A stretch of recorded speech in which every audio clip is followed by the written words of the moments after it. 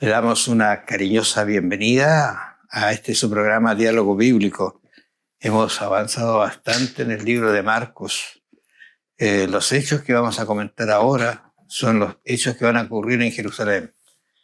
¿Se recuerda usted que la semana pasada conversábamos acerca de Jesús instruyendo a sus discípulos, pero camino hacia Jerusalén? Ahora está en Jerusalén y se van a producir algunas controversias que Jesús va a tratar de aclarar. Controversias que en realidad no deberían estar ni siquiera en los discípulos, porque tantas cosas que le dejó clarísima al Señor. Así que vamos a ver algunas cositas bien interesantes de este relato que, como dijimos en algunas semanas, se detiene un poco el relato en el sentido de que ahora prácticamente está en la última semana de Jesús y estaba en el capítulo 11. Interesante, ¿no? Bienvenido, que el Señor los acompañe. Bienvenido, pastor, a estos Gracias. Comentarios. Seguimos avanzando en el estudio del libro de Lucas, un evangelio breve que tiene solamente en esta versión Reina Valera, tiene 23 páginas. Pero 16 capítulos. 16 capítulos y San Mateo tiene 32, 33. Sin embargo, Marcos cuenta todo de manera directa y en pocas palabras. Y aquí nos relata el capítulo 11 de San Marcos, la entrada de Jesús en Jerusalén, basada en esta profecía de que había allí un burrito atado y que ningún hombre había montado, y ese burrito a Jesús se lo prestaron. El maestro lo necesita, le dijeron al dueño. Y en ese burrito entró Jesús en Jerusalén con una manta, que era el simbolismo de que en el Antiguo Testamento los reyes de Israel eran coronados después de entrar a la ciudad de Jerusalén en un burrito. Así fueron varios reyes coronados de esa manera. Eran ungidos. Entonces Jesucristo, al entrar a Jerusalén de esa manera, todos pensaron que era el momento en que Jesús iba a ser rey. Así que empezaron a poner palmeras, hojas de palmeras en el camino, tendían sus mantas y todos decían: Hosana, bendito el que viene en nombre del Señor. Bendito el reino de nuestro padre David que viene. Hosana en las alturas. Me imagino que esta fue una escena gloriosa donde la gente cantaba de todo corazón. La gente se estremeció la ciudad de Jerusalén. Ahí era como que entraba la persona más importante del momento. Todos allí alababan a Dios. Creo que hasta los fariseos, los saduceos, los sacerdotes se hacían la pregunta: ¿qué está pasando aquí? Esto estaba profetizado. Jesús había dicho: no me veréis hasta que viereis al Hijo del Hombre entrando, y cuando digan bendito al que viene en el nombre del Señor. Jesucristo estaba cumpliendo una de las profecías cortas de Jesucristo allí en Jerusalén. Qué maravillosa esta escena. No solamente maravilloso, sino se muestra a Jesús de alguna manera en su divinidad, porque yo estoy pensando, ¿habrá hablado antes con el dueño del pollino? Le habrá dicho: mira, voy a usarlo para entrar. No dice la Escritura eso, pero sí dice una cosa bien interesante, que los discípulos obedecieron todo lo que Jesús les dijo. Lo único que le dijeron: mire, y si nos pregunta, el maestro lo quiere. Se lo prestó. Ahora, cumpliendo una profecía, esta es la entrada triunfal que tiene tantos detalles, porque incluso son momentos, si para la gente es felicidad, para la gente está pensando que tienen el nuevo rey, el Mesías, que está asociado a ser rey, ¿no es cierto?, a gobernar. Pero en el corazón de Jesús había algo totalmente distinto. Uh-huh. Había esa angustia, esa desesperación. Recuerde que la divinidad de Cristo la tuvo siempre y la tendrá siempre va a ser divino. Pero mientras estuvo en la tierra, Él tuvo la humanidad 100%, y la usó exclusivamente para la salvación, sanar o ayudar en la conducción de la gente a Cristo, a la salvación, no en un beneficio personal. A mí me parece también importante destacar que Jesucristo se dirigió en esa entrada triunfal al centro religioso de Jerusalén, que era el templo. Y Jesucristo se paseó por el templo, dice, habiendo mirado alrededor todas las cosas. Él anduvo dando una vuelta en el templo de Jerusalén, observando. Ahí se dice que Jesús no predicó, solo observó todo lo que pasaba en el templo. Y como ya anochecía, Jesucristo se fue a dormir allí a Betania con los 12, que quedaba a unos kilómetros de Jerusalén. Interesante porque en el Antiguo Testamento ya Zacarías había hablado de esta situación. Estamos hablando de muchos años atrás. Entonces cuando dice uno cómo la Escritura se va, voy a decir así, uniendo en la relación al plan de la salvación. ¿Qué es lo que dice Zacarías? Alégrate mucho, hija de Sión, da voces de júbilo, hija de Jerusalén. He aquí tu rey vendrá a ti justo y salvador, humilde y cabalgando sobre un asno, sobre un pollino, hijo de asna. ¿Qué te parece?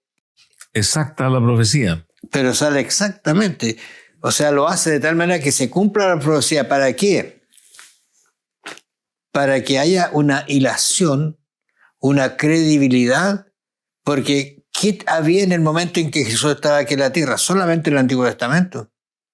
Sí. Y de allí sacó las enseñanzas de Jesús para formar a sus discípulos y darles lo que tenían que a entender acerca de la doctrina.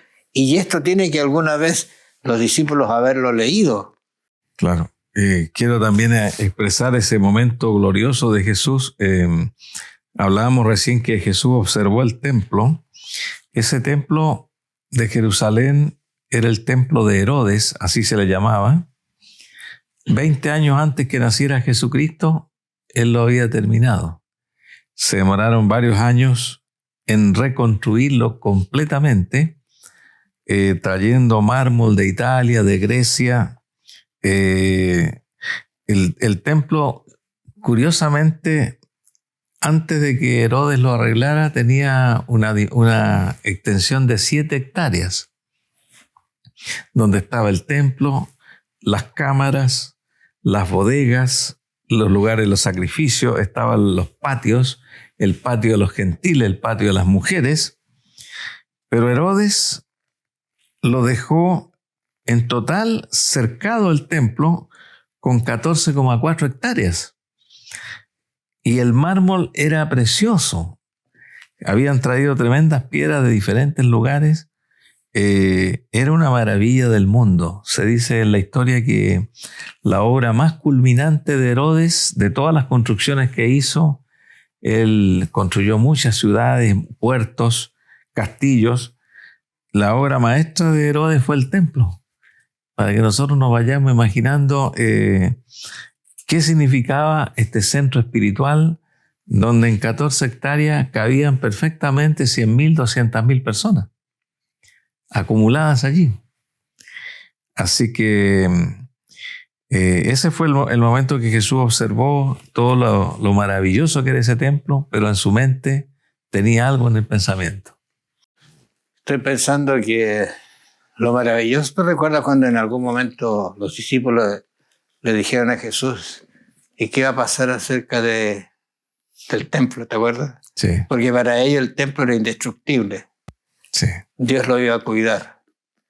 Y Jesús le dice, y algunos relatos dicen que estaba quizás la tarde y en ese mármol se reflejaba el sol, brillaba como una cosa maravillosa. ¿Y qué le dice Jesús? No quedará piedra sobre piedra. Otra profecía. Así que todo esto tiene que haber pasado por la mente de los discípulos, pero cuando entró Jesús a ese templo, no vio esa maravilla. No vio la belleza. Vio que los corazones de las personas... Lo que él había venido a salvar no estaban preparados, claro, teniendo tantas oportunidades en el mismo templo que tenía las opciones de adorar, de entregar a Dios. Y seguramente vio también el lugar donde se vendían los animales, porque había un sector dentro del templo que era la feria, prácticamente, donde se vendían palomas, comerciantes gritando, comprando, vendiendo. el templo como que perdió esa santidad y esa solemnidad que Dios quisiera que tuviese, ¿no? Me recuerda cuando a los 12 años él fue al templo, ¿te acuerdas? Sí. Él, como humano, comprendió cuál era su misión y dónde iba en su camino. Y aquí ahora estaba terminando su misión y estaba a punto de ser el Cordero que iba a quitar el pecado del mundo. Sí.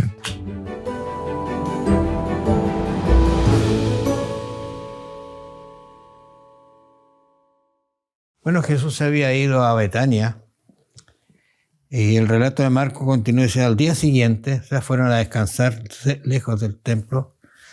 Día siguiente, cuando salieron de Betania, tuvo hambre. Era hombre, era humano. Interesante, ¿no? Parece que no le habían dado desayuno, ¿eh? Parece que no había desayuno en la casa, pero bueno. Y viendo de lejos una higuera que tenía hojas, fue a ver si tal vez hallaba en ella algo. Pero cuando llegó a ella, nada halló sino hojas, pues no era tiempo de higos. Entonces Jesús dijo a la higuera: nunca jamás coma nadie fruto de ti. Y lo oyeron sus discípulos. No sé si te resulta algo extraño esto, porque él fue a buscar fruto, no encontró, pero dice que no era tiempo de fruto. Entonces no tendría que haber encontrado. ¿Cómo lo entiendes? Y quizás esa higuera había dado buenos frutos en el verano y no era tiempo de higos. Pero Jesús estaba enseñando una lección. Esa higuera, ¿a quién representaba? Allí estaba su pueblo, allí estaba el Jerusalén, Ahí, que no daba fruto. Cuando estaba floreciente, tenía todo. claro, estaba representando la religión de la época. Estaba representando lo que allí se enseñaba. Todo el Sanedrín, el cuerpo de maestros, que no dieron los frutos que Dios esperaba que ellos dieran. Entonces Ceguera era una representativa del término de una historia de ese pueblo para el nacimiento de un nuevo pueblo, que era la iglesia. Y curiosamente, Jesucristo se va directo al templo. Ya había visto el templo el día anterior y ahí comienza a poner orden. Tomó un látigo, botando las mesas, dice, las sillas, los que vendían palomas, no permitía que nadie atravesase el templo, se paró allí con un látigo. Se dice que en ese momento era un solo hombre contra todos, pero que refulgió en él, afloró en él una vislumbre de la divinidad. Dice que todos le hicieron caso. Nadie pasó.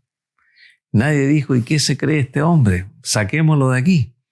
Dice que todos arrancaron despavoridos, hasta los animales.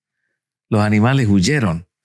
Quedó el templo desocupado de todos los comerciantes, y ahí es donde Jesucristo dice: mi casa será llamada casa de oración para todas las naciones. Pero allí estaba Jesús como lleno de celo, como enfurecido, con un látigo en la mano, y la gente dice al verlo, todos huyeron, no sabían por qué huían, porque había traslucido de Jesús esa divinidad que él tenía. Entonces estaban delante de la presencia de Dios. Eso me llamó mucho la atención, y los discípulos, o sea, los principales sacerdotes dijeron: este hombre realmente nos está produciendo graves problemas. Este hombre hay que matarle, decían, pero no le tenían miedo, por cuanto todo el pueblo, dice allí, estaba admirado de su doctrina. Se cumple otro día y Jesús dice que vuelve otra vez a salir, porque el último versículo dice: para al llegar la noche, que él salió de la ciudad. Ahora viene lo interesante, porque la profecía de él del día anterior, que no es lógico que un día para otro se seque un árbol. Claro. Es muy lento eso. Y pasando por la mañana, vieron que la higuera se había secado desde las raíces. Entonces Pedro, acordándose, le dijo: maestro, mira la higuera que maldijiste, se ha secado. Y aquí viene: respondiendo Jesús le dijo: tened fe en Dios, porque de cierto os digo que cualquiera que dijere a este monte, quítate y échate al mar, y no dudar en su corazón, si no creyere que será hecho lo que dice, lo que diga le será hecho. Tomó ahora la misma idea, tomó lo que él dijo, se cumplió, y eso mismo puede pasar en la persona que tenga fe y confianza. Qué buena enseñanza. Muy buena enseñanza de lo que es creer en Jesucristo. Creed que lo recibiréis y os vendrá. Y orando, perdonad si tenéis algo contra alguno, para que también vuestro Padre que está en los cielos os perdone a vosotros vuestras ofensas. Y porque si vosotros no perdonáis, tampoco vuestro Padre que está en los cielos os perdonará vuestras ofensas. Pero esto está relacionado con la fe, está relacionado con la oración, está relacionado con una reconciliación con Dios y una reconciliación con los hombres. Estoy pensando que ¿será posible olvidar una lección de esta naturaleza cuando vieron una higuera fértil, llena de hojas, y al otro día, en la mañana, estaba seca, dice, desde la raíz? Y luego Jesús toma ese incidente y le enseña la lección de la fe, de lo que Dios puede hacer por ellos, de la respuesta que pueden tener a sus pedidos. Claro, efectivamente. Y después de eso, los fariseos, como le tenían respeto y le tenían miedo, dice aquí, encontraron a Jesús en el templo al otro día. Y se acercaron todos los saduceos, los sacerdotes, los escribas, y lo asediaron a Jesús con los ancianos. Y se produjo una conversación y le hicieron una pregunta.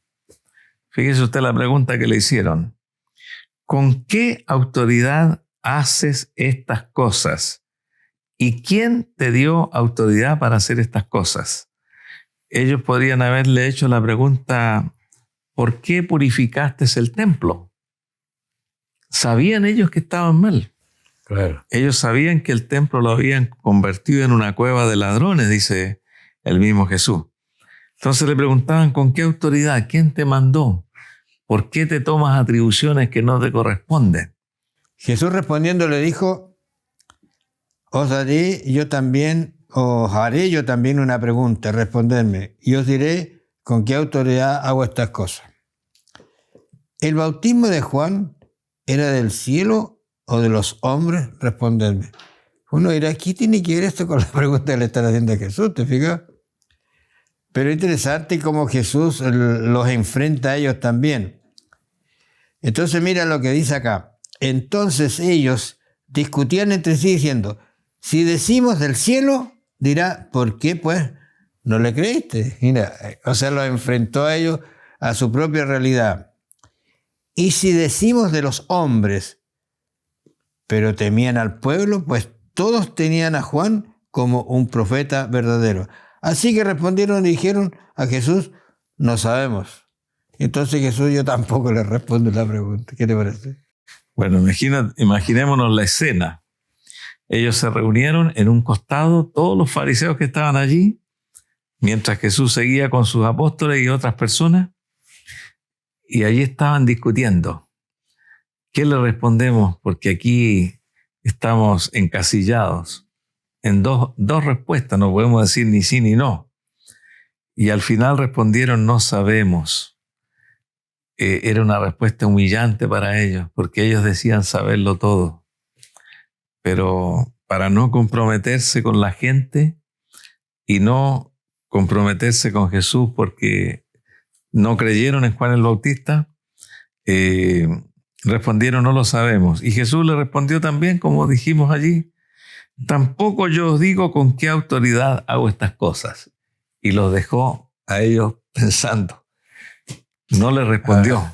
Piensa en un momento la gente que está alrededor escuchando esta conversación, ¿no? Sí.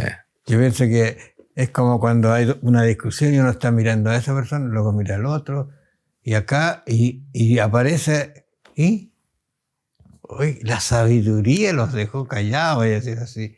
No tuvieron respuesta. Y se fueron con esa interrogante. Claro. Uno enjuicia quizás mucho a estos fariseos, hipócritas, voy a decir así, como les llamó Jesús, pero yo creo que muchos de ellos buscaron el buen camino y se fueron y siguieron a Jesús.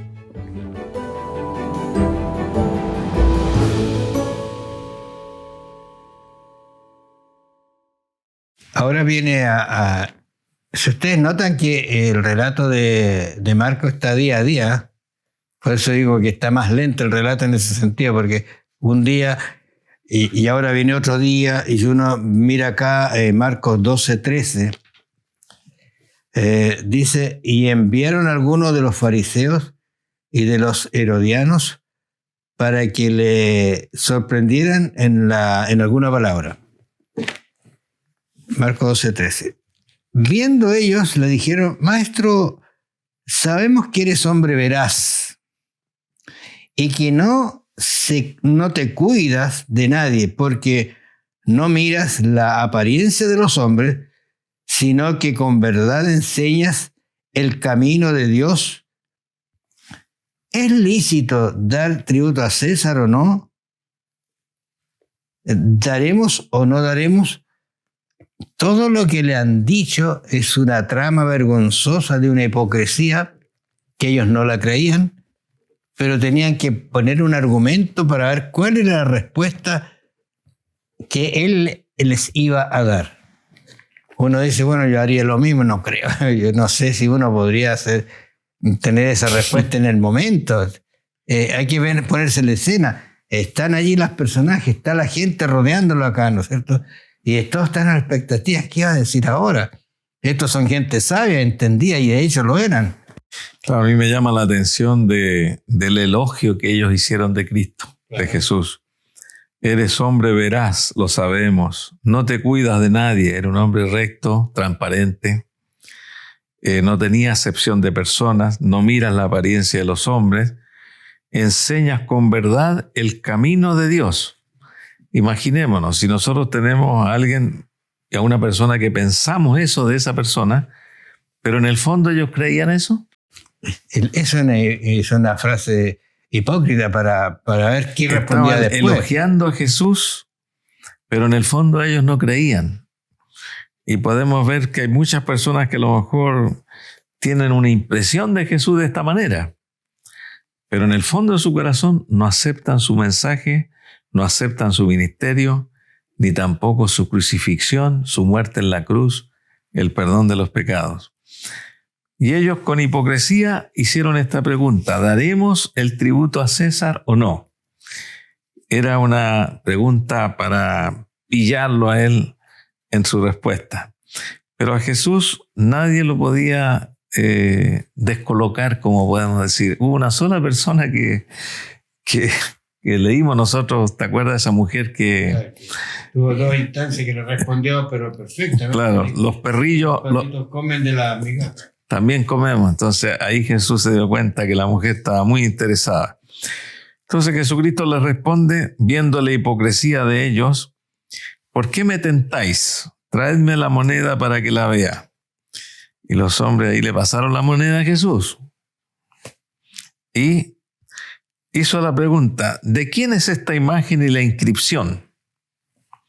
Y ellos dijeron, de César. Y ahí viene la respuesta tremenda de Jesús.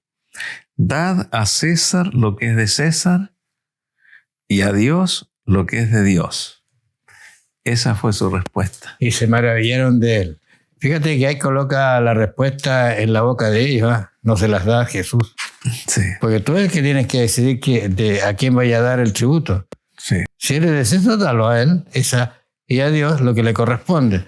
Ahora, lo interesante de esto es que cuando yo veo esto que está pasando acá, Jesús está en un momento crítico porque él sabe ya lo que viene en los siguientes días. Sí. Ahora, todo esto es una fuerte presión para desviarlo del camino. Y para tener con quién acusarlo. Y buscaban cómo acusarlo. Entonces yo digo, qué extraordinario cómo se preparó Jesús en realidad como hombre. Te estoy diciendo, fíjate, para enfrentar esta situación. Uno mira el Calvario, las cuestiones que hicieron con él, él mismo él decía lo que iban a hacer. Pero estas instancias son muy fuertes. Y yo pienso que esta enseñanza se los dejó a los discípulos y los discípulos después las entendieron. Claro, y después llegó otro. Aquí en el versículo 28 se acercó uno de los escribas. Recordemos que los escribas eran las personas que reeditaban los textos del Antiguo Testamento. Eran personas muy cultas, muy sabias. Y le hace una pregunta, dice, ¿cuál es el primer mandamiento de todos?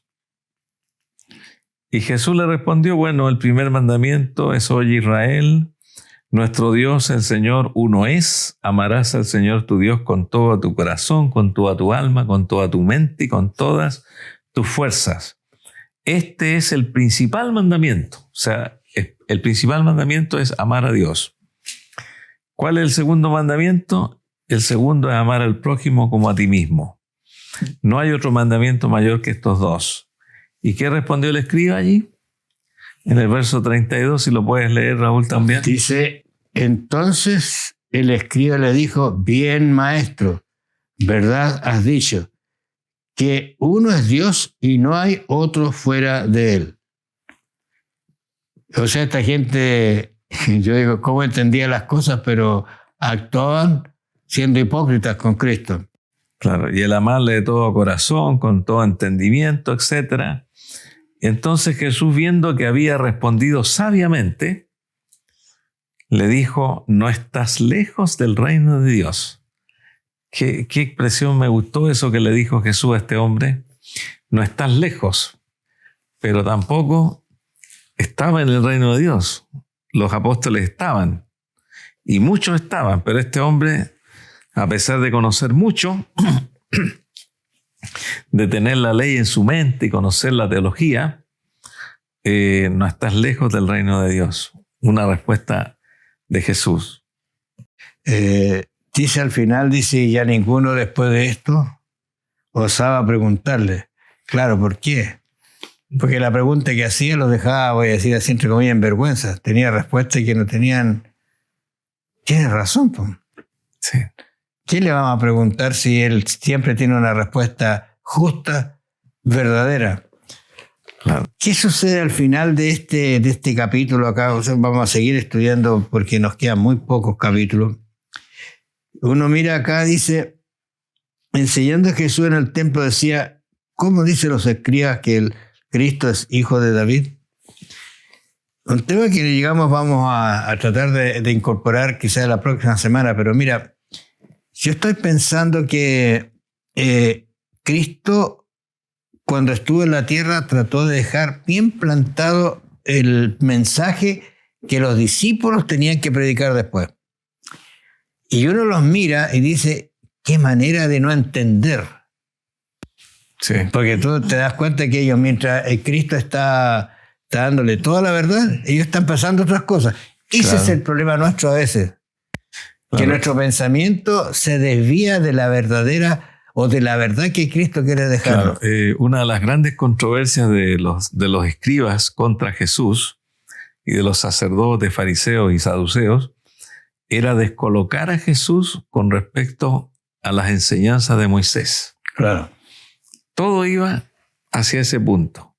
¿Cómo hacer que Jesucristo se declare enemigo de Moisés, que rechace sus escritos, que Jesucristo comete ese error de contrariar lo que está escrito en el Antiguo Testamento?